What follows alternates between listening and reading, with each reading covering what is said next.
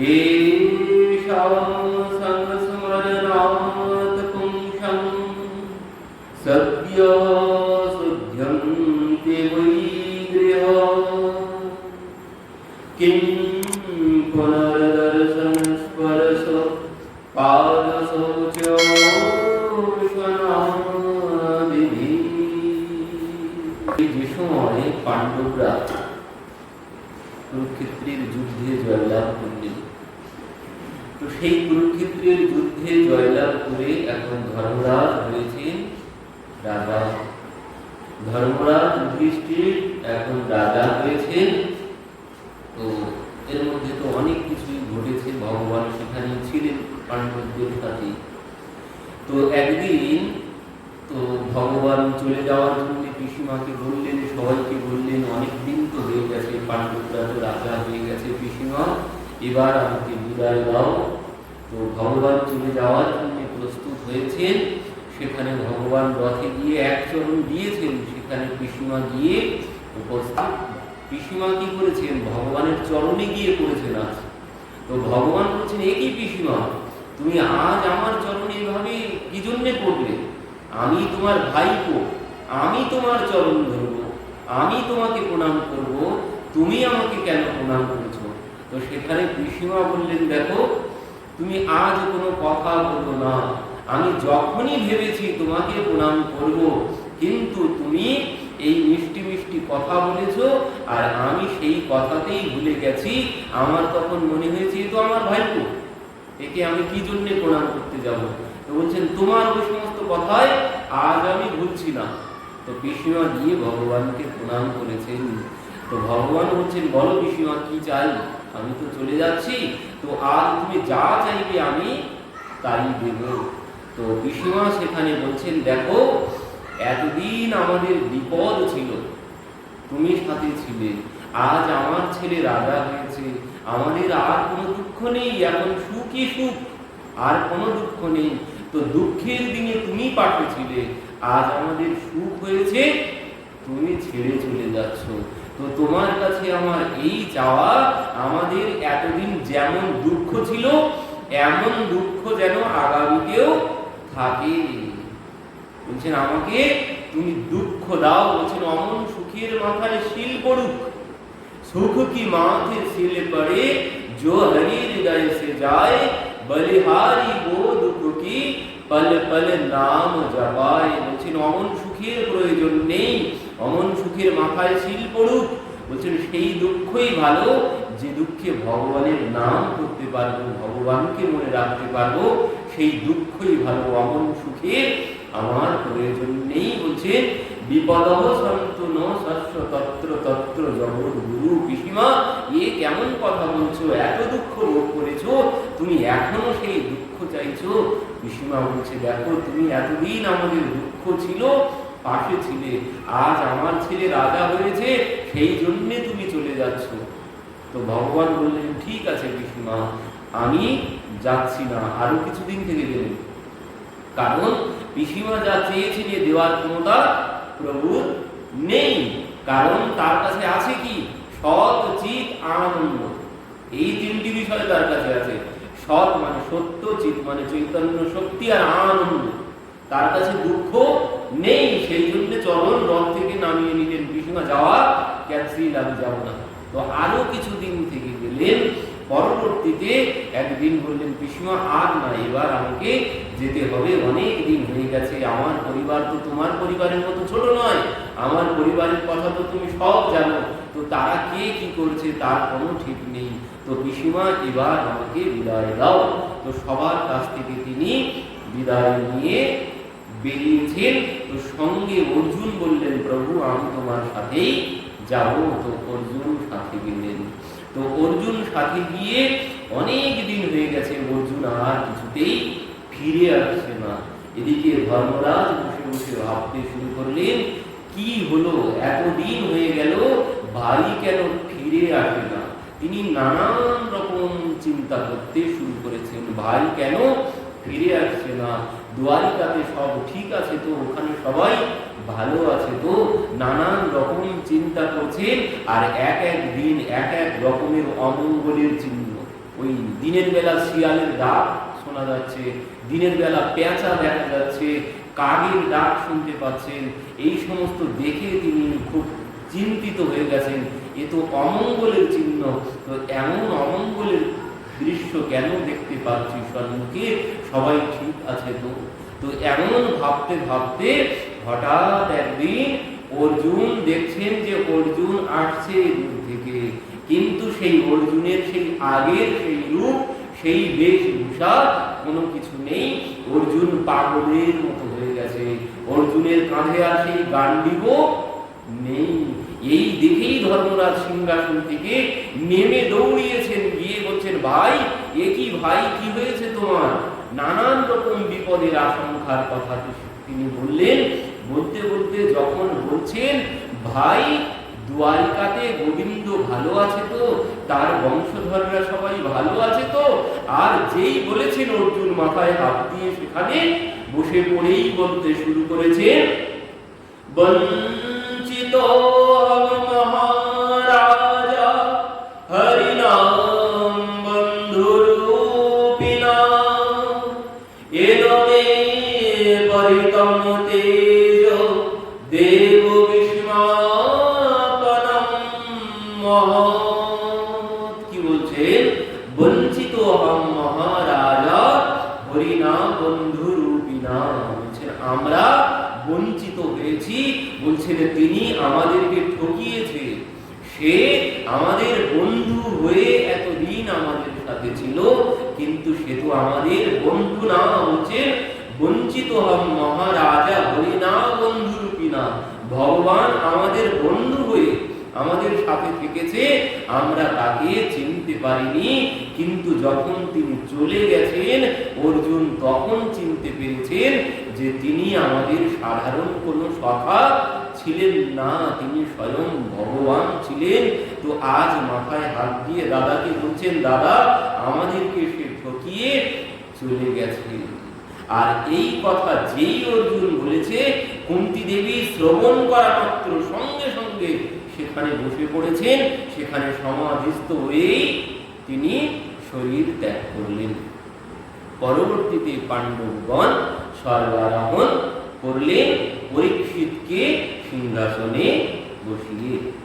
তো পরীক্ষিত মহারাজ আজ সিংহাসনে বসেছেন। অনেক ছোট্টবেলায় পরীক্ষিত মহারাজের তখন বয়স খুব একটা বেশি নয়। তো পরীক্ষিত মহারাজ সিংহাসনে বসেছেন।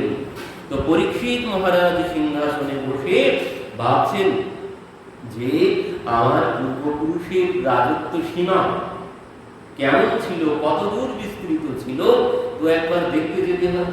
তো সেই জন্যে তিনি সেই পূর্বপুরুষের রাজ্য সীমা দেখতে মানে দর্শন করতে বেরিয়েছেন, মানে নিজের রাজ্য সীমা এখন নিজেরই রাজ্য। তো সেই জন্যে পরীক্ষিত মহারাজ সেই রাজ্য দর্শন করে করতে বেরিয়েছেন। তো রাজ্য দর্শন, একটি বৃষ দাঁড়িয়ে আছে, তো সেই বৃষকে একজন কালো রঙের পুরুষ, সে সেই বৃষকে তার এক চরণে দাঁড়িয়ে আছে, আর সেই এক চরণে সেই কালো রঙের একজন পুরুষ, সে তাকে আঘাত করছে সেই এক চরণে। তো এই এক চরণ, তো সেই গাভী মাতাকে গিয়ে জিজ্ঞাসা করছেন পরীক্ষিত মহারাজ যে মা আপনি কে, আর আপনাকে দুঃখ দিচ্ছে বা এও বা কে, আপনার পরিচয় আমাকে দিন। তখন সেই গোমাতা উত্তর দিচ্ছেন, বলছেন আমি আমার এই দুঃখের জন্য দায়ী আমি কাকে করব, আমার এই দুঃখের জন্য আমি কাকে দায়ী করব। আমরা আমাদের কাছে যদি দুঃখ আসে, তো সেই দুঃখের জন্য আমরা কি করি, আমরা এক একজনকে দায়ী করি, এর জন্য আমার এই কষ্ট হলো, ওর জন্য আমার এই ক্ষতি হলো, তো আমরা এক একজনকে দায়ী করতে থাকি। কিন্তু যখন সেই গোমাতার কাছে জিজ্ঞাসা করলেন যে মা তোমাকে কেন এত দুঃখ দিচ্ছে, এই দুঃখের কারণ কি, আর এও বা কে, তো গোমাতা সেখানে কি বললেন? গোমাতা বলছেন আমার দুঃখের জন্য আমি কাকে দোষ দেব, কেন বলছে এই দুঃখের জন্যে, দুঃখের কারণ কি?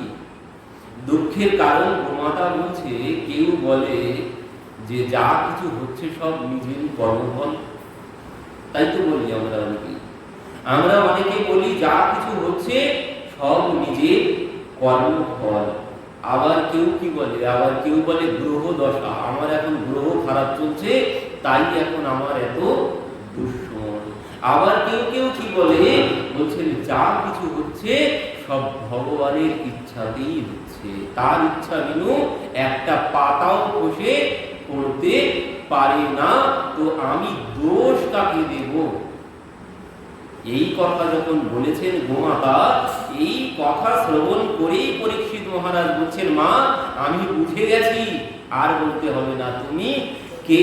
বলছেন যে মা তুমি হচ্ছে স্বয়ং ধর্ম। ধর্ম ছাড়া কোনোদিন কেউ এমন কথা, এমন উত্তর দেবে না। অন্য কেউ যার মধ্যে ধর্ম নেই সে এক একজনকেই দায়ী করবে। এই জন্য বলছেন মা আমি বুঝে গেছি তুমি ধর্মেরই স্বরূপ, তো মা তোমার কোনো চিন্তা করতে হবে না। মা রদিরম্ব ভদ্রান্তে ফলানাম মহিষস্ত্রী, বলছেন মা তোমাকে চিন্তা করতে হবে না, এই দুষ্টকে আমি দেখছি। এবার সেই কালো রঙের যে পুরুষ, যে সেই গোমাতাকে আঘাত করছিল, তার দিকে তিনি এবার এগিয়ে গেছে। বল তুই কে? তাকে যখন শাস্তি দিতে গেছেন, সঙ্গে সঙ্গে সে এসে প্রভু পরীক্ষিত মহারাজের চরণে পড়েছেন। পড়েই বলছেন, মহারাজ আপনি আমাকে রক্ষা করুন। তো বলছে বল তুই কে? তুই এইভাবে আমার রাজত্বের মধ্যে নিরীহ প্রাণীদেরকে তুই এইভাবে আঘাত করছিস, তোর পরিচয় কি? তখন সে বলল যে আমি কলি। কলি, তুই আমার রাজত্বের মধ্যে কেন এসেছিস? এক্ষুনি বেরিয়ে যা, তুই আমার রাজত্বের মধ্যে থাকতে পারবি না। তো বলছেন মহারাজ আমি যাব কোথায়? কেন? বলছেন আমার আর যাওয়ার জায়গা নেই, যেখানেই যাব সবটাই আপনারই রাজত্ব, আপনি ছাড়া আর এখন কেউ স্বামী নেই, তো সমস্ত কিছুই আপনার রাজত্ব, আমার আর জায়গা যাওয়ার কোনো জায়গা নেই, আমাকে আপনাকে থাকতে জায়গা দিতেই হবে। তো বলছেন যে মহারাজ আপনি আমাকে শাস্তি দিবেন না, আর আপনার রাজত্বে আমাকে থাকার জন্য ব্যবস্থা করুন। আমি তোকে আমার রাজত্বে থাকতে দেব না। কেন থাকতে দেব? বলছেন না মহারাজ, আপনি হয়তো আমার খারাপটা দর্শন করেছেন, আমার খারাপ গুণটা দর্শন করেছেন। আমি সেই গাভীকে প্রহার করছিলাম, আপনি সেটা দর্শন করেছেন। তো গাভীকে প্রহার করছিল কেন? এই গাভীকে প্রহার করেছিল এই জন্যে, কারণ এই যে কলিযুগে, কলিযুগ দাঁড়িয়ে আছে কিসের উপরে? কলিযুগ দাঁড়িয়ে আছে শুধুমাত্র সত্যের উপরে। ওই একটাই চরণ, যে গাভীর যে চার চরণ, সেই চার চরণ, একটি হচ্ছে তপস্যা, একটি হচ্ছে পবিত্রতা, আর একটি হচ্ছে দয়া। এই তিন চরণ একটাও নেই। সত্য নেই, পবিত্রতা নেই, এখন তপস্যা নেই, পবিত্রতা নেই, দয়া নেই, আছে শুধু সত্য। আর এই সত্যর উপরেই কলি দাঁড়িয়ে আছে। এই যুগ শুধুমাত্র সত্যের উপরে দাঁড়িয়ে আছে, আর সেই সত্যের উপরেও বারবার আঘাত, ওই কলি আঘাত করছে। সত্য কোনোদিন দাঁড়িয়ে থাকতে পারবে না, তার উপরে বারবার আঘাত আসবে। আমরা সবাই সত্যকে ভালোবাসি, আমরা সবাই সত্যকে ভালোবাসি, কিন্তু সত্য বলা ব্যক্তিকে আমরা ভালোবাসতে পারব না। যে সত্য কথা বলে তার পেছনেই শত্রু বেশি। আমরা যে সত্য বলে তাকে কিন্তু সহ্য করতে পারি না। যে সত্য বললে তাকে কলির মানুষ কেউ সহ্য করতে পারে না। তো বলছেন এই সত্য আছে বলে কলি দাঁড়িয়ে আছে, তবে এই সত্যের উপরে আঘাত বারবার করছে, বারবার করছে। তো এই কলি সত্যকেই আঘাত করছে। আর কলি কি? কলি মানে কলহ। যেখানে কলহ সেটাই হচ্ছে কলি। এটি হচ্ছে কলহের যুগ। সব ক্ষেত্রেই দেখবেন কলহ। কলহ নেই এমন কোনো জায়গা নেই, সর্বত্র কলহই কলহ। তো এই কলি যখন পরীক্ষিত মহারাজের চরণে পড়লেন, পরীক্ষিত মহারাজ বললেন, দেখ আমি তোকে আমার রাজত্বে থাকতে দেব না, তুই আমার রাজত্ব ছেড়ে চলে যা। কলি বললেন, মহারাজ আপনি আমার খারাপটাই দর্শন করেছেন, কিন্তু আমার মধ্যে কিছু ভালো গুণ আছে, আপনি সেটা দর্শন করেননি। তো আপনি আমাকে আপনার রাজত্বে থাকতে দিন, আমার মধ্যেও কিছু গুণ আছে। পরীক্ষিত মহারাজ বলছেন, বল তোর মধ্যে কি গুণ আছে? তখন বলছেন, ইয়ৎ ফলম নাস্তি তপসা ন যোগেন সমাধিনা তৎফলম লভতে সৌম কলৌ কেশব কীর্তনা। কি বলছেন? ইয়ৎ ফলম নাস্তি তপসা নো যোগেন সমাধিনা তৎফলম লভতে সৌম কলৌ কেশব কীর্তনা। কি বললেন? ইয়ৎ ফলম নাস্তি তপসা, তপস্যার দ্বারা, সত্য যুগে তপস্যার দ্বারা, কৃতেয় ধ্যায়তে বিষ্ণুম ঋতায়ং যজতে মুখৈ দাপরে পরিচর্যায়াম কলৌ কেশব তদ হরি কীর্তনা। বলছেন ধ্যানের দ্বারা, যজ্ঞের দ্বারা, তপস্যার দ্বারা, সত্য ত্রেতা দাপরে, এই তিনটি ছিল। সত্য যুগে কৃতেয় ধ্যায়তে বিষ্ণু মানে ধ্যান করতে হতো ভগবানকে পাওয়ার জন্য। কৃতেয় ধ্যায়তে বিষ্ণুম ত্রেতায়ং যজতে মুখৈ মানে ত্রেতা যুগে যজ্ঞ করতে হয়েছে, আর দাপরে পূজন। তো এই যজ্ঞ, তপস্যা, পূজা করে 3 যুগে যে ফল পাওয়া গেছে, হাজার হাজার বছর ধরে তপস্যা করতে হয়েছে, তারপর ভগবানকে পাওয়া গেছে। বলছেন মহারাজ আমি যদি আপনার রাজত্বে থাকি তো এখন কি হবে, ভগবানকে পেতে গেলে এই 3টির একটাও কোনো কিছু করতে হবে না, না করতে হবে যজ্ঞ, না করতে হবে তপস্যা, না করতে হবে পূজন, কোনো কিছু করতে হবে না, শুধুমাত্র কলৌ কেশব তদ হরি কীর্তনাৎ। বলছেন শুধুমাত্র বসে বসে ওই জিভটা নাড়ালেই হয়ে যাবে, আর কোনো কিছু করতে হবে না, শুধুমাত্র বসে বসে ভগবানের নাম হরে কৃষ্ণ কৃষ্ণ কৃষ্ণ হরে হরে, হরে রাম রাম রাম হরে হরে, ভজ নিতাই গৌর রাধেশ্যাম, জপ হরে কৃষ্ণ হরে রাম। যে যে নাম করতে পারো, বলছেন এই নামের মধ্যেই, এই নামের দ্বারাই ভগবানকে পাওয়া যাবে, অন্য আর কোনো কিছু করতে হবে না ভগবানকে পাওয়ার জন্য। তো এই কথা শ্রবণ করেই বলছেন মহারাজ আপনি আমাকে কয়েকটি থাকার জন্য জায়গা দিন। এই গুণের কথা যখন শ্রবণ করেছেন পরীক্ষিত মহারাজ, তো এই গুণের কথা শ্রবণ করেই পরীক্ষিত মহারাজের মন নরম হয়ে গেছে। কলি দেখতে পেয়েছেন যে মহারাজ নরম হয়ে গেছেন, সঙ্গে সঙ্গে বলছেন মহারাজ আপনি আপনার রাজত্বে আমার থাকার জন্য জায়গার ব্যবস্থা করুন। পরীক্ষিত মহারাজ মনে মনে ভাবলেন তো ভালোই সুবিধা, এ যদি থাকে তাহলে আমার প্রজাদের কারো তপস্যা করতে হবে না, কারো যজ্ঞ করতে হবে না, কারো পূজনও করতে হবে না, সমস্ত কর্মও করা যাবে, সাথে বসে বসে ভগবানের নাম, ওই কর্ম করব, মুখটাই শুধু মুখে নাম করব, করলেই তো ভগবানকে পাওয়া যাবে। তো এই সুবিধা কেন ছাড়ব? তো এই জন্যে পরীক্ষিত মহারাজ বললেন ঠিক আছে আমি তোমাকে থাকার জন্য জায়গা দিচ্ছি। তো কোথায় কোথায় জায়গা দিলেন? তিনি জায়গা দিলেন দূতম পানম স্ত্রিয় সুনা যত্র ধর্ম চতুর্বিধ। কোথায় কোথায়? বলছেন দূতম পানম স্ত্রিয় সুনা যত্র ধর্ম চতুর্বিধ, মানে দূতম মানে যেখানে জুয়া খেলা হয়, পানম যেখানে মদিরা পান হয়, দূতম পানম স্ত্রিয় সুনা বলছেন অসৎ স্ত্রী সঙ্গ যেখানে হয়, আর সুনা মানে কলহ যেখানে হয় সেখানে কলিকে জায়গা দিলেন। কলি পুনরায় বলছেন মহারাজ আপনি আমাকে খারাপটাই দেখে খারাপ জায়গা দিলেন, যে কটা জায়গা দিয়েছিলেন একটাও তো ভালো না, যা দিয়েছেন যেখানে যেখানে আমাকে থাকতে বলছেন একটাও জায়গা ভালো না, ভদ্র সমাজে একটাও এই সমস্ত কর্ম হয় না।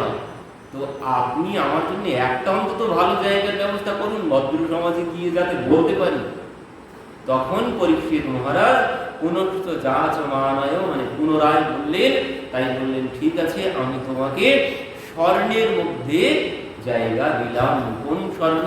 বলছেন স্বর্ণ নয়, অর্থের মধ্যে, অসৎ উপায়ে উপার্জিত অর্থ বা স্বর্ণের মধ্যে তিনি কলিকে জায়গা দিলেন। অসৎ উপায়ে অর্থ দিয়ে যে স্বর্ণ ঘরে আসবে, স্বর্ণ ভগবান গীতায় বলেছেন ধাতুর মধ্যে আমি স্বর্ণ। ভগবান বলছেন নিজেই আমি ধাতুর মধ্যে স্বর্ণ, ভগবানেরই এক রূপ স্বর্ণ। কিন্তু সেখানে বলছেন সব স্বর্ণের মধ্যে কলি থাকে না। কলি থাকে কোথায়? বলছেন অসৎ উপায়ে উপার্জিত অর্থ দিয়ে যে ধন, সেই ধনের মধ্যেও থাকে, আর সেই ধন দিয়ে যদি স্বর্ণ আসে ঘরে, সেই স্বর্ণের মধ্যেও কলি থাকবে। তো এবার একটা কথা আছে এখানে, কলি পরবর্তীতে নিজে বলছে যে পরীক্ষিত মহারাজ যে জায়গা আমাকে দিয়েছেন এই চারটি, এই দূতম পানম স্ত্রিয় সুনায়ত্র ধর্ম চতুর্বিধ, আর যে স্বর্ণ, বলছেন এই 5টি জায়গাতে আমি থাকি না। কলি বললেন যে আমি এখানে থাকি না, আমি থাকি কোথায়? কলি বললেন আমি থাকি ওই যে অবিবেকী ব্যক্তি, যে অবিবেকী ব্যক্তি তার মাথায় বসে থাকি। আমি এই 5টি জায়গাতে থাকি না। কলি থাকে কোথায়? যে অবিবেকী ব্যক্তি, সেই অবিবেকী ব্যক্তির মাথায় কলি থাকে। নিজে বলেছেন আমি এই 5টা জায়গায় থাকি না, আমি থাকি অবিবেকী ব্যক্তির মাথায়। আর ওই অবিবেকী ব্যক্তি সেই থাকে এই 5টা কাছে। যার বিবেক নেই তিনি এই কলহ করেন, তিনি অসৎ স্ত্রী সঙ্গ করেন, তিনি লোককে ঠকান, তিনি জুয়া খেলা করেন, তিনি মদিরা পান। তো কলি বলছে আমি এই এনার মাথায় বসে থাকি, আমি ওইখানে থাকি না। আর এই ব্যক্তি ওই জায়গাগুলোতেই ঘুরে ঘুরে মরে, যে অবিবেকী ব্যক্তি। বেনু সৎসঙ্গ বিবেক না হই, এই বলছেন সৎসঙ্গ না করলে কোনোদিন বিবেক জাগ্রত হবে না। তো থাকে কোথায় তাহলে এবার বুঝুন? যারা ভাগবত কথা শ্রবণ করেন না, যারা এই সৎসঙ্গ না করেন, ওই কলি তাদের কাছেই থাকে। বলছেন এই বিবেক কোথার থেকে আসবে? বলছেন বিবেক আসবে একমাত্র এই ভাগবত শ্রবণের দ্বারাই। এই ভাগবতই বিবেক প্রদান করতে পারে। অন্য কোনো ওই গ্রন্থ নেই, অন্য কোনো বই নেই। ও পিএইচডি করলেও বিবেক আসবে না। আমি যতই পিএইচডি ডক্টরেট যাই করি না কেন, ওতে বিবেক আসবে না। ওতে আরো বিবেক মরে যাবে, ওতে কোনোদিন বিবেক আসবে না। ওতে যদি বিবেক আসতো তাহলে দেশে এত অরাজকতা আসতো না, শিক্ষামন্ত্রী চুরি করতে যেত না, ডাক্তারগুলো এইভাবে রুগীকে মারতো না। যদি ওই পড়াশোনা করে বিবেক আসতো, ও সমস্ত পড়াশোনা করে কোনোদিন বিবেক আসে না। তুলসীদাস বলছেন বিনা সৎসঙ্গ বিনু সৎসঙ্গ বিবেক না হই, রাম কৃপা বিনু সুলভ না সই। কোনোদিন এই ভাগবত না শ্রবণ করলে, সাধু সঙ্গ না করলে কোনোদিন বিবেক জাগ্রত হয় না। কলি আরো একটা কথা বললেন, বলছেন মহারাজ আমি সব থেকে ভয় পাই কাকে? শুনুন। এবার বললেন কলি ভয় পায় কাকে? কলি বলছেন আমি ভয় পাই তাকে যে শান্ত ধীর ব্যক্তি। আমি তার কাছে, তার ধারে কাছেও যাই না, তার ছায়াও ডিঙাই না আমি কোনোদিন। যে শান্ত ধীর ব্যক্তি, মানে যে কোনো কথা বলতে গেলে, যে কোনো কর্ম করতে গেলে 100 বার ভাবে তারপর কর্ম করেন, সেই হচ্ছে শান্ত ধীর ব্যক্তি। দেখবেন আস্তে আস্তে কথা বলবেন। যিনি শান্ত ব্যক্তি হবেন তিনি ধীরে ধীরে কথা বলবেন, আস্তে আস্তে, সমস্ত তার গতি একদম ধীর। যিনি ধীর ব্যক্তি তিনি শান্ত। আর বলছেন এই ধীর ব্যক্তির কাছে আমি কোনোদিন যাই না, কারণ ধীর ব্যক্তি হচ্ছে বিবেক না হলে কোনোদিন শান্ত হওয়া যাবে না। যার কাছে বিবেক নেই সে কোনোদিন শান্ত হতে পারবে না। যার কাছে বিবেক আছে, যার বিবেক জাগ্রত হয়েছে, সে শান্ত হয়ে গেছে। বিবেক জাগ্রত হয়ে গেলেই সে সব বুঝে যাবে। জগতের যে ভগবানের যে মায়া, এই জগৎ চলছে কিভাবে, এই জগতের স্বরূপ তিনি জেনে যাবেন। যিনি বিবেক জাগ্রত যার হবে, তিনি জগতের স্বরূপ জেনে যাবেন, আর তিনি শান্ত হয়ে যাবেন। আর কলি বললেন, আমি ওই শান্ত ব্যক্তির কাছে, ধীর আর শান্ত যিনি, তার কাছে আমি কোনোদিন যাই না। তো কলিকে জায়গা দিয়ে পরীক্ষিত মহারাজ চলে গেলেন। এবার একদিন কি করলেন তিনি বাড়িতে গিয়ে ওই ঘরের মধ্যে সিন্দুক ছিল, পুরানো সিন্দুক, সেই সিন্দুক খুলতে খুলতে একটা সুন্দর মাথার রাজমুকুট পেয়েছেন। আর সেই মুকুটটা দেখেই ভাবছেন, আমি যেটা মাথায় পরিধান করে আছি এর থেকেও তো এটা আরো সুন্দর, তো এবার থেকে এটা পরিধান করব। তো সেই সিন্দুক থেকে ওই মাথার মুকুটটা তিনি বার করেছেন, করে এবার পরিষ্কার ঝরিষ্কার করে এবার নিজেরটা খুলে রেখেছেন, নিজেরটা খুলে রেখে ওটাই মাথায় পরিধান করেছেন। আর যেই পরিধান করেছেন, এবার সঙ্গে সঙ্গে প্রভাব দেখাতে শুরু করলো। এই যে মুকুট, এটা কার মুকুট? এটা আর কারো নয়, এটা হচ্ছে জরাসন্ধের মুকুট। ভীম এনে রেখে দিয়েছিল জরাসন্ধকে বধ করে। তো দুষ্ট ব্যক্তির ব্যবহৃত দ্রব্য, দুষ্ট ব্যক্তির ব্যবহৃত দ্রব্যের মধ্যে তার প্রভাব কিন্তু সম্পূর্ণরূপে থাকে। এই জন্য যাত্রার জিনিসপত্র ব্যবহার করতে নেই। আমি যেমন, আমার কিন্তু প্রভাব আমার পোশাকের মধ্যে আছে, আমি যা যা ব্যবহার করি আমার সব কিছুর উপরে আমার প্রভাব কিন্তু আছে। তো এই জন্যে বলছেন, আমার বিষয়ে যে ব্যবহার করবে, আমার পোশাক যে ব্যবহার করবে, এই জন্যে গুরুদেবের পোশাক ব্যবহার করতে হয়।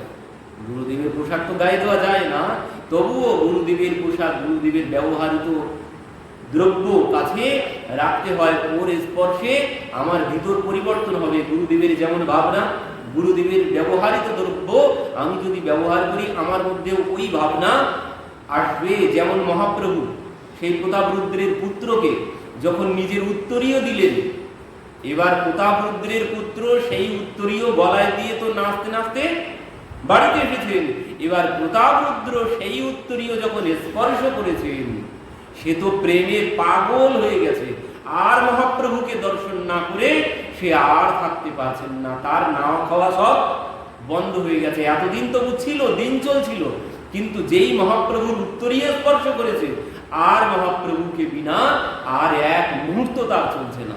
কেন? ওই যে মহাপ্রভুর ব্যবহৃত অঙ্গের স্পর্শ, ব্যবহৃত দ্রব্যের মধ্যে, আর ওই প্রেম, মহাপ্রভুর যে প্রেম, ওই প্রেম ওই উত্তরীয়র মধ্যে ছিল। আর প্রতাপরুদ্রের সঙ্গে যেই ওই পোশাক স্পর্শ হয়েছে, উত্তরীয় যেই স্পর্শ হয়েছে, প্রতাপরুদ্র পাগল হয়ে গেছে, প্রেমে বিভোর হয়ে গেছেন। এখন আর নাওয়া খাওয়া সব বাদ দিয়ে দিয়েছেন। পরবর্তীতে ওই দর্শনের জন্য ব্যবস্থা করা হলো রথের দিন।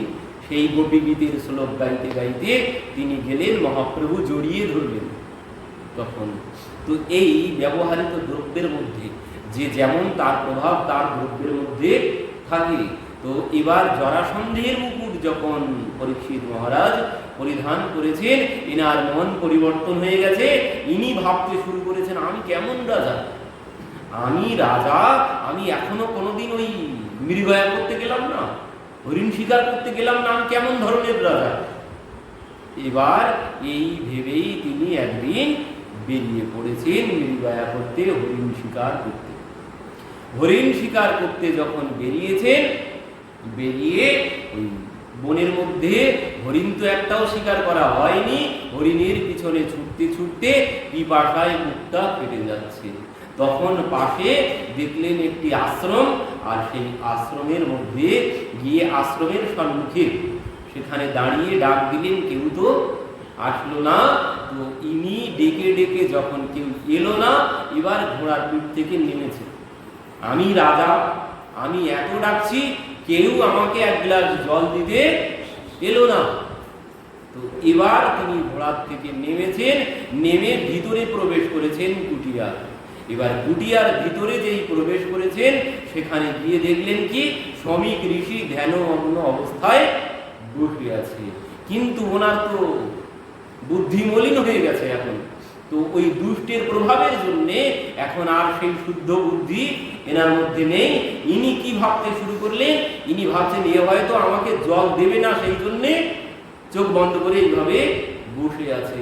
তার মধ্যে এই সুবুদ্ধি এলো না যে ইনি ধ্যানমগ্ন অবস্থায় বসে আছে, ইনি আমার কথা একটাও শুনতে পাননি, কিন্তু ইনি উল্টোটা ভাবছেন যে সব শুনতে পেয়েছে, আমাকে জল দেবে না, সেই জন্যে চোখ বন্ধ করে বসে আছে। তো ঠিক আছে, তুমি যেমন সাধু সেজে ভণ্ডামি করছো বসে বসে, আমি রাজা, আমাকে জল দিলে না, তো তোমাকে তো একটা সম্মান করতেই হয়।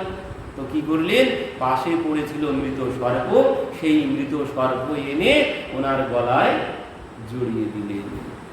আর যেই জড়িয়ে দিয়ে তিনি বলছেন যে বাহ, এবার সাধু বলে মানাচ্ছে। সাধুর গলায় যদি মালা না থাকে কেমন সাধু, এবার ঠিক হয়েছে সাধু বলে তিনি ওখান থেকে চলে গেছেন।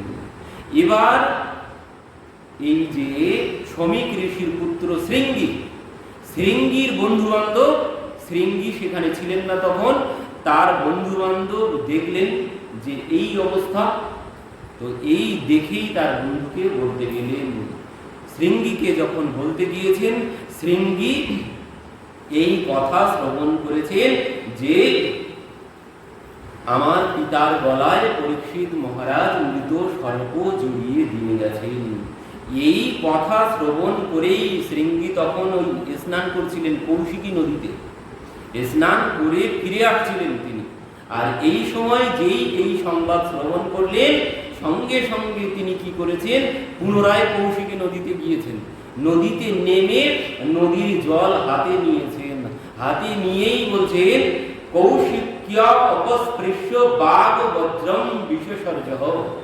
কৌশিকী নদীর জল হাতে নিয়েছেন, নিয়ে বলছেন বাঘ বজ্রম বিশেষর্যঃ। তিনি বাঘ বজ্র নিক্ষেপ করলেন। আর এই বাঘ বজ্র, এই বজ্র কাটানোর কোনো ব্যবস্থা নেই। আগের দিনে ব্রাহ্মণদের মুখে এমন বজ্র ছিল। অশ্বত্থামা ব্রহ্মাস্ত্র নিক্ষেপ করেছিল, তার বিকল্প ব্যবস্থা ছিল, কিন্তু ব্রাহ্মণদের মুখে যে বজ্রের ব্যবস্থা ছিল তার কোনো ব্যবস্থা ছিল না। সে সেই কৌশিকী নদীর জল হাতে নিয়ে ইতি লঙ্ঘিত মর্যাদায়াম তক্ষক সপ্তমে হনি দংশিত কুলঙ্গার নদিত মে তত দ্রোহম। কি বলছে, ইতি লঙ্ঘিত মর্যাদায়াম তক্ষক সপ্তমে হনি দংশিত স্ম কুলঙ্গারম নদিত মে তত দ্রোহম। ওরে কুলঙ্গার, তুই আমার পিতাকে এইভাবে অপমান করেছিস, তো আমিও তোকে অভিশাপ দিচ্ছি, আজ হতে সপ্তম দিনের মধ্যে তোর মৃত্যু তক্ষক দংশনে হবে। এই বজ্র তিনি নিক্ষেপ করেছেন। এবার কি করেছেন, এবার তিনি পিতার কাছে ফিরে এসেছেন। ফিরে এসে ওই দৃশ্য দেখেছে, পিতার গলায় মৃত সর্প জড়ানো আছে। এই দেখেই তিনি কাঁদতে শুরু করেছেন। আর যখন কাঁদতে শুরু করেছেন, বলছেন সেই কান্না শ্রবণ করে শমিক ঋষির ধ্যান ভঙ্গ হয়েছে। শমিক ঋষি চোখ খুলেই দেখছেন পুত্র কাঁদছে। কিরে, কি হয়েছে বাবা, কাঁদছিস কেন এইভাবে?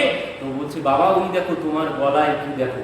এবার নিজের কণ্ঠের দিকে দেখলেন যে মৃত সর্প জড়ানো। তো বলছেন কি হয়েছে বাবা, এ তো মৃত, এ তো কিছু হয়নি। তো বলছে না বাবা, তোমাকে অপমান করেছে কে? বলছে পরীক্ষিত মহারাজ, পরীক্ষিত তোমাকে অপমান করে এই মৃত সর্প তোমার গলায় জড়িয়ে দিয়ে গেছে। তো আমিও পিতা তাকে অভিশাপ দিয়েছি, আজ হতে সপ্তম দিনের মধ্যে তার মৃত্যু হবে। হায় হায় পুত্র, তুই করেছিস কি? তুই কাকে অভিশাপ দিয়েছিস জানিস? তুই যাকে অভিশাপ দিয়েছিস তার মতো ধর্মপ্রাণ রাজা আর পৃথিবীতে কোনোদিন হবে না। তুই যাকে অভিশাপ দিয়েছিস তিনি যেমন তেমন কোনো রাজা নন, স্বয়ং ভগবান তাকে রক্ষা করেছিলেন মাতৃ গর্ভে। সেই পাণ্ডব কুলতিলক পরীক্ষিত, তুই তাকে অভিশাপ দিয়েছিস। বলছেন এমন ধর্মপরায়ণ রাজা আর পৃথিবীতে কোনোদিন হবে না, আজ থেকেই শেষ, এখান থেকেই ধর্মের এরপরে যত রাজা আসবে তারা ধর্ম বাদ দিয়ে রাজত্ব চালাবে, ধর্ম সাথে নিয়ে। আর এমন ধার্মিক রাজা কোনোদিন আর এই রাজত্বে এই পৃথিবীতে আর আসবে না। তো তুই বড় ভুল করেছিস, তুই এমন অভিশাপ কেন দিয়েছিস? আমার কি কিছু করেছে? এই সর্প তো মৃত, এ তো আমার কিছু করতে পারবে না, তুই কেন অভিশাপ দিয়েছিস? তুই বড় ভুল করেছিস, তো তুই এক্ষুনি তার কল্যাণের ব্যবস্থা কর। তো সঙ্গে সঙ্গে গৌরমুখকে পাঠিয়ে দিলেন, যাও গিয়ে বলে এসো যে মহারাজের সময় কিন্তু শেষ হয়ে গেছে, মাত্র 7 দিন মহারাজের হাতে আছে, তিনি যদি তার কল্যাণ এই 7 দিনের মধ্যে করে নিতে পারেন। এদিকে পরীক্ষিত মহারাজ কি হয়েছে, তিনি যখন বাড়িতে এসেছেন, বাড়িতে এসে ওই মুকুটটা যখন খুলেছেন, খোলার সাথে সাথে সঙ্গে সঙ্গে মন পরিবর্তন হয়ে গেছে। হায় হায়, আমি করেছি কি? আমি কি সর্বনাশ করলাম? আমার কুলের মুখে আমি এইভাবে কালি দিলাম। অহময়া নিচ মনার্য বৎকৃতম, বলছেন আমি কি এমন হীন কর্ম আমি করে ফেললাম? আমাদের বংশের এত বড় গৌরব, আমি পাণ্ডবদের বংশে আমার জন্ম, আর আমি এইভাবে সাধু সন্তকে অপমান করলাম। হায় হায়, এক্ষুনি আমার মাথায় বজ্র কেন পড়লো না? আমি এখনো কেন বেঁচে আছি? বলছেন অহময়া নিচ মনার্য বৎকৃতম নিরাকোষী ব্রহ্মণি গুরুতে যোশী। বলছেন এক্ষুনি আমি যে হীন কর্ম করেছি তার জন্য আমার মৃত্যু যেন এই মুহূর্তে এক্ষুনি হয়ে যাবে। আমি এই মুখ আর, আমি কুলের কুলাঙ্গার হয়ে গেছি, আমার কুলের, আমি এই মুখ আর কাউকে দেখাতে চাই না। এই অনুতপ্ত, তখন যিনি নিজে নিজে অনুতপ্ত হচ্ছেন নিজের কর্মের জন্য, এমন সময় গৌরমুখ এসে বললেন, মহারাজ আপনাকে অভিশাপ দেওয়া হয়েছে, শমিক ঋষির পুত্র শৃঙ্গী আপনাকে অভিশাপ দিয়েছে, আজ থেকে 7ম দিনের মধ্যেই আপনার দক্ষ দংশনে মৃত্যু হবে, তো আপনি নিজের কল্যাণ করে দিন। এই কথা শ্রবণ করেই পরীক্ষিত মহারাজ এবার শান্ত হয়েছে। পরীক্ষিত মহারাজ বলছেন উপযুক্ত শাস্তি হয়েছে আমার, আমি যে কর্ম করেছি সেই কর্মের উপযুক্ত শাস্তি আমি পেয়েছি, তবে আমাকে এখনো 7 দিন কেন সময় দেওয়া হলো? আমাকে এখনো 7 দিন কেন সময় দেওয়া হলো? আমি যে পাপ করেছি 7 দিনও বাঁচার মতো উচিত আমার না। আমি যে কর্ম করেছি 7 দিনও বেঁচে থাকার উচিত আমার না। আমার তো এক্ষুনি মৃত্যু হয়ে যাওয়া ভালো ছিল, তো এখনো 7 দিন আমার হাতে কেন আছে?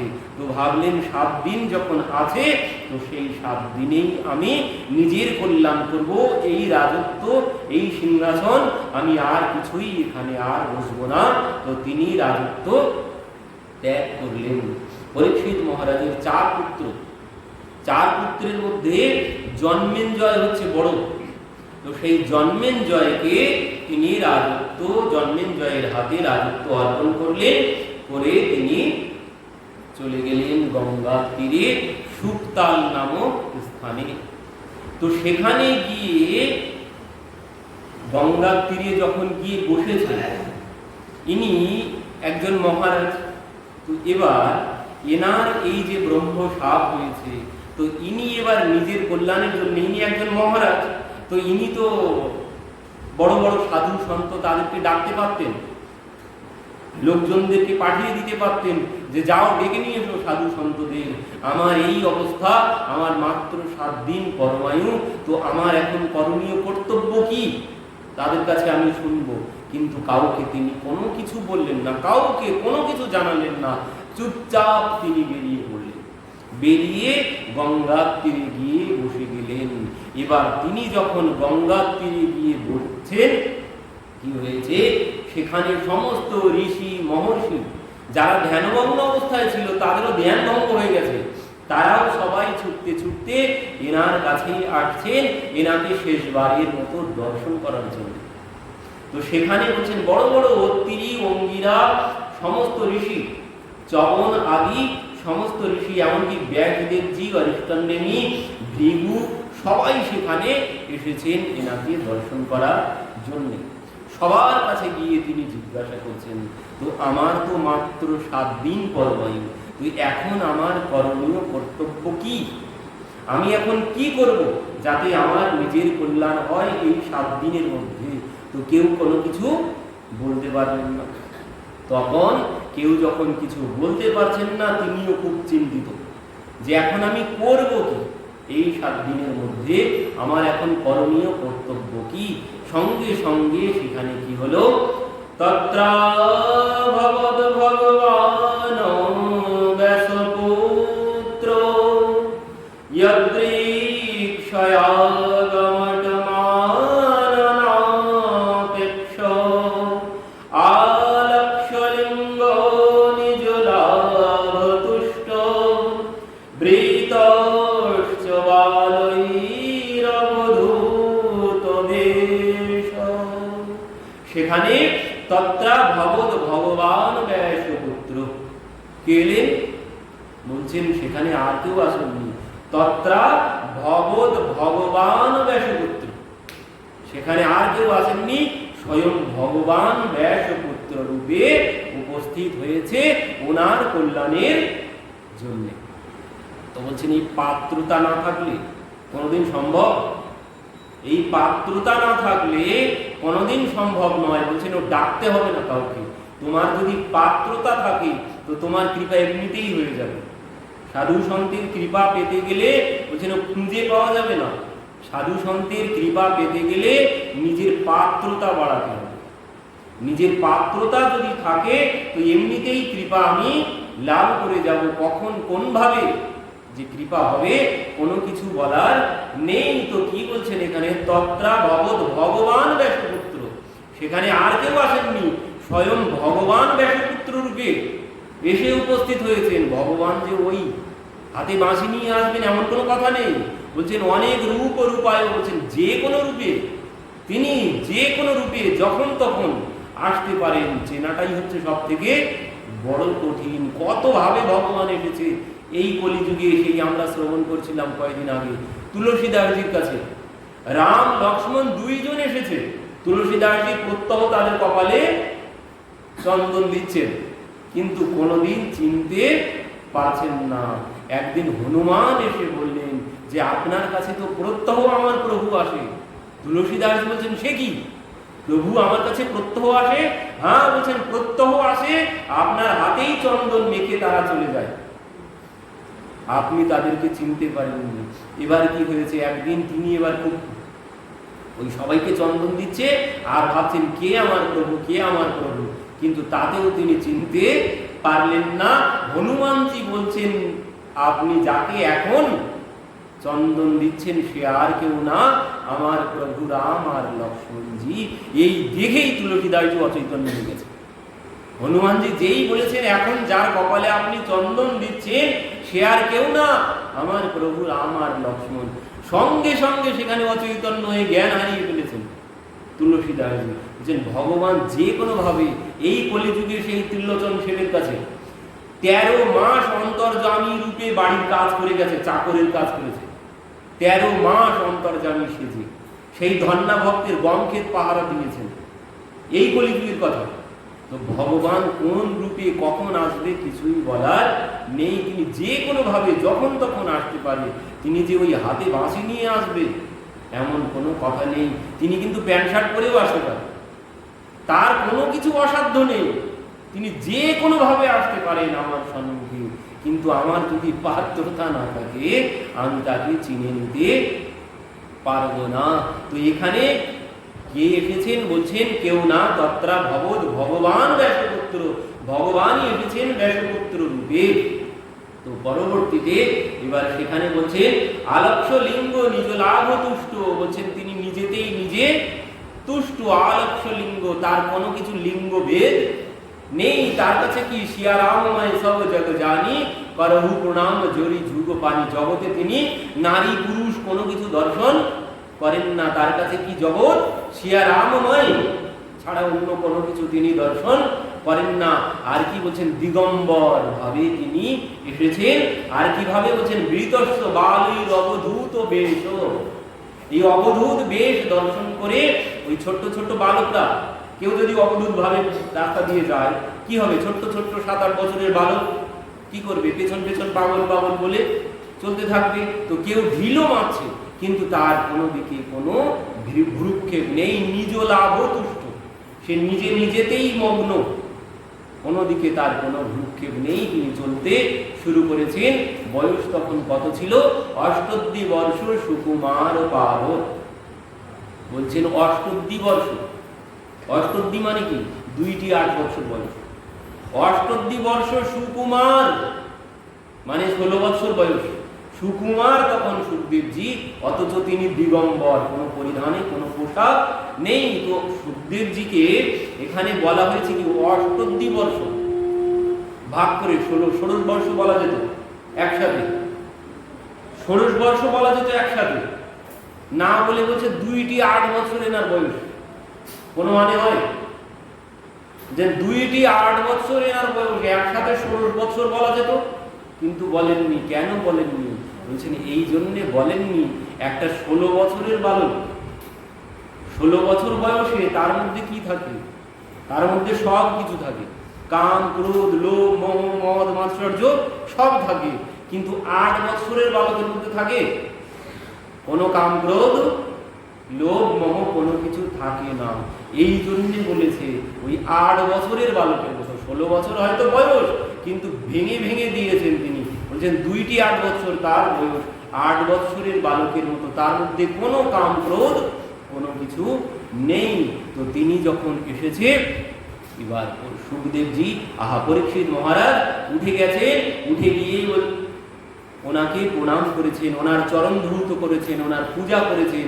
আর এই দেখেই সবাই, সেই বালকরা চলে গেছেন। এমনকি পরীক্ষিত মহারাজ তো পূজা করেছেন, এবার সেখানে যত বড় বড় ঋষি ছিল, অত্রি, বশিষ্ঠ, চপন, ভৃগু, যত ঋষি মহর্ষি ছিল সবাই উঠে দাঁড়িয়েছে এনাকে দর্শন করে। এনাদের বয়স হাজার হাজার বছর এনার থেকেও বড়, এনার বয়স মাত্র 16 বছর, কিন্তু তারা সবাই উঠে দাঁড়িয়ে সম্মান জানিয়েছেন। কেন? বলছেন সম্মান কি করে হয়? সম্মান বয়সে হয় না, সম্মান প্রভাবে হয়। এনার মধ্যে যে প্রভাব, সেই প্রভাবে সবাই উঠে দাঁড়িয়েছে। এমনকি তার পিতা ব্যাসদেব সেখানে ছিল, তিনিও উঠে দাঁড়িয়ে নিজের পুত্রকে সম্মান জানিয়েছেন।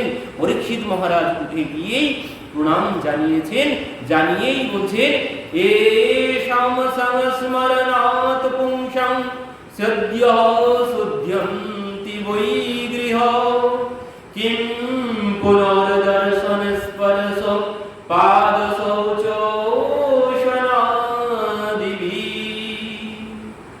চরণ ধৌত করেছেন, পূজন অর্চন বন্দন করেছেন, করে বলছেন এষাম সংস্মরণাৎ পুংসাং, বলছেন আপনার নাম যে গৃহে উচ্চারিত হয়, সুখদেবজি মহারাজ কি জয়। বলছেন এই জয়ধ্বনি যেখানে হয়, সদ্য শুদ্ধন্তি বৈ গৃহ, বলছেন সেই গৃহ যত দোষ থাকুক সেই গৃহে সমস্ত দোষ কেটে যাবে আপনার নাম যেখানে উচ্চারিত হয়। আর কি বলছেন? সেখানে কি হয়েছে? সেখানে আমি আপনার পূজন করার, আপনাকে স্পর্শ করার সুযোগ পেয়েছি। তো আমার ভাগ্যের কথা আমি আর কি বলবো? তো আপনি যখন কৃপা করে এসেছেন, অতঃ পৃচ্ছামি সংসিদ্ধিম যোগিনাম পরমং গুরুম পুরুষেষেহত কার্য ম্রিয়মানস্য সর্বথা। কি বলছেন? অতঃ পৃচ্ছামি সংসিদ্ধিম যোগিনাম পরমং গুরু, আপনি সমস্ত যোগীদেরও গুরু। এখানে যত যোগী মনি ঋষি আছে আপনি তাদের গুরু। কেন বলেছেন? কারণ এনার বয়স 16 বছর, তবুও এই সমস্ত ঋষিরা সবাই উঠে দাঁড়িয়ে সম্মান জানিয়েছে। এই দেখে পরীক্ষিত মহারাজ বলছেন আপনি এনাদের সবার গুরু, আমার আর বুঝতে বাকি নেই। তো আপনার কাছে আমার এই প্রশ্ন, পুরুষের সেও অত কার্য ম্রিয়মানস্য সর্বথা, একজন ম্রিয়মান ব্যক্তির করণীয় কর্তব্য কি? বলছেন যার সম্মুখে মৃত্যু দাঁড়িয়ে আছে তার করণীয় কর্তব্য কি, তাকে কি করতে হবে? তো এই প্রশ্ন শ্রবণ করেই সুখদেবজি ভাবে গদগদ হয়ে গেছেন। সুখদেবজি বলছেন, বরিয়ানে সোতে প্রশ্ন কৃত লোকহিতম নৃপ আত্মবিদ সম্মত পুংসং শ্রতব্যাদি সুয়া পরহ। কি বললেন? বরিয়ানে সোতে প্রশ্ন কৃত লোকহিতম নৃপ। মহারাজ, আপনি খুব বড় প্রশ্ন করেছেন, আর এই প্রশ্ন দিয়ে কি হবে? কৃত লোকহিতম নৃপ। এখানে কিন্তু একটা খুব ভালো বিষয় আছে। আমি বলেছি, সুখদেবজি এখানে কি বলেছে? পরীক্ষিত মহারাজ তার প্রশ্ন কি? তার প্রশ্ন হচ্ছে ম্রিয়মান মানুষের করণীয় কর্তব্য কি। তিনি কিন্তু বলেননি, আর এতক্ষণ প্রশ্ন করেছিলেন যখন ওই সমস্ত ঋষি মহর্ষি সবাই এসেছিল তাদের কাছে, মানে যখন সুখদেবজি আসেননি, যখন ঋষি মহর্ষিরা এসেছে তাদের কাছে বলেছে যে আমার করণীয় কর্তব্য কি, আমার সম্মুখে মৃত্যু, 7 দিন মাত্র পরমায়ু, আমি এখন করব কি। কিন্তু যখন সুখদেবজি এসেছেন তখন কিন্তু আর এই কথা বলেননি। তখন বলেননি যে আমি কি করব আমার 7 দিন পরমায়ু। তখন কি বলেছেন? তখন বলেছেন যে ম্রিয়মান মানুষের করণীয় কর্তব্য কি, আমার করণীয় কর্তব্য আর বলেননি। বলেছেন ম্রিয়মান, যার সম্মুখে মৃত্যু দাঁড়িয়ে আছে, তার করণীয় কর্তব্য কি। সুখদেবজিও ঠিক উত্তর দিয়েছেন। সুখদেবজি কি বলছেন? বরিয়ানে সোতে প্রশ্ন কৃত লোকহিতম নৃপ। তুমিও যেমন বলেছো যে ম্রিয়মান মানুষের করণীয় কর্তব্য কি, ইনিও ঠিক তেমন বলেছেন যে আপনি যে প্রশ্ন করেছেন তাতে লোকের হিত হবে। বলেননি যে আপনার কল্যাণ হবে। আপনি যে প্রশ্ন করেছেন মহারাজ, এই প্রশ্নে আপনার কল্যাণ হবে, এই কথাই তো বলা উচিত ছিল। বিপদে আমি পড়েছি, তো আমি কি করে বিপদ থেকে রক্ষা পাবো সেটাই তো আমি জানতে চাইব। কিন্তু না, এখানে সুখদেবজি কি বলছেন?